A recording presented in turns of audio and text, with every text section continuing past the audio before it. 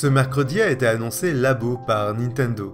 Même si ça reste un premier trailer et que beaucoup de choses restent floues, Labo semble proposer un ensemble d'objets en carton à monter soi-même pour les utiliser comme manette alternative, en forme de canne à pêche, de maison, de volant de voiture ou même un costume de robot. La plupart des objets de Labo intègrent un tiroir pour un ou plusieurs Joy-Con et la Switch comme écran tactile.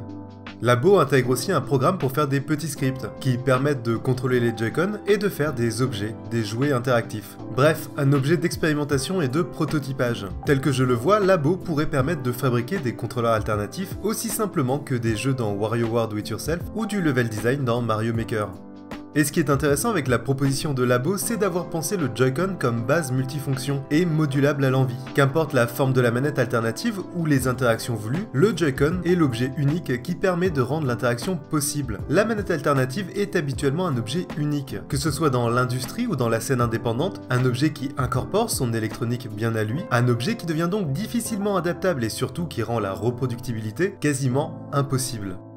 Je ne pourrais pas jouer à Unicornelia chez moi, même en ayant fabriqué une corne de papier, puisqu'il embarque une électronique spécifique. Même chose avec la banane de Banana Shooter Killer, ou encore avec la boîte en carton de Spacebox. Leur électronique est unique et empêche le jeu d'être jouable hors d'un festival. Mais avec la proposition de Labo, j'imagine déjà l'utilisation du Joy-Con comme base multifonction pour les contrôleurs alternatifs indépendants. Une base électronique commune qui permettrait de pouvoir jouer à ces jeux hors des lieux d'exposition. Une base qui permettrait de rendre accessible plus largement ces jeux. Une base qui serait hors de la Switch puisque le Joy-Con est compatible avec les ordinateurs.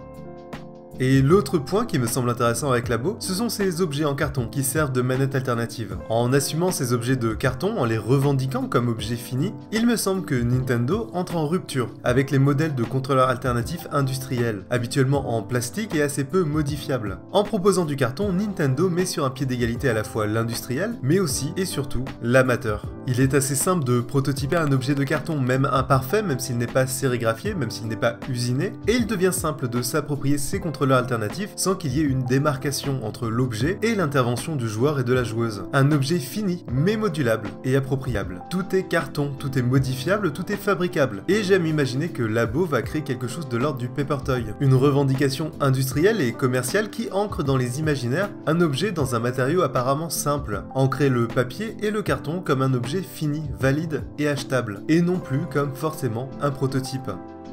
Par l'utilisation du papier, les Paper Toys ont permis à tout un tas de personnes de s'emparer de la conception de figurines, et j'espère que Labo va suivre le même chemin, en permettant aux joueurs et joueuses de s'emparer de la manette alternative et de la forme du contrôleur. S'en emparer pour la détourner, la personnaliser ou pourquoi pas, fabriquer les siennes, hors du labo.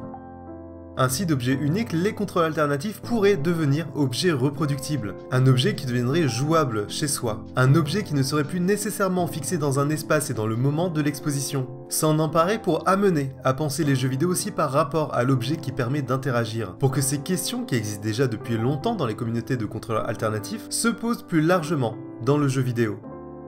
La manette comme objet téléchargeable n'a plus à être celle que tout le monde possède. La manette pourrait s'échapper temporairement de celle par défaut, de celle qui fait standard. Une manette téléchargeable qui autorise les expérimentations, le prototypage rapide, les questionnements, qui permet de penser le jeu vidéo comme un objet physique, comme un objet activable, qui permet d'intégrer ces questions dans la conception des jeux vidéo, en même temps que le gameplay, que la narration, que la musique et que le level design. Le Joy-Con comme objet commun à ces manettes alternatives, et le carton comme matériau simple pour concevoir. Je suis vraiment très optimiste sur Labo, pas tant pour lui-même que pour ce que ça pourrait produire, sur le futur des scènes indépendantes et alternatives, sur son accessibilité, sur sa dématérialisation, et paradoxalement sur ces questions du rapport à l'objet physique. Et j'imagine déjà les studios proposer des manettes alternatives pour appréhender différemment leur jeu. J'imagine déjà les game designers de contrôleurs alternatifs intégrés dans le catalogue de la Switch, un pack avec toutes les manettes de carton dans les étals des magasins, comme des objets collectionnables. Et j'imagine surtout tous ces game designers proposant des adaptations de leurs contrôleurs alternatifs, acheter le jeu sur Itch.io, télécharger les plans de montage, fabriquer la manette, y glisser le Joy-Con et y jouer.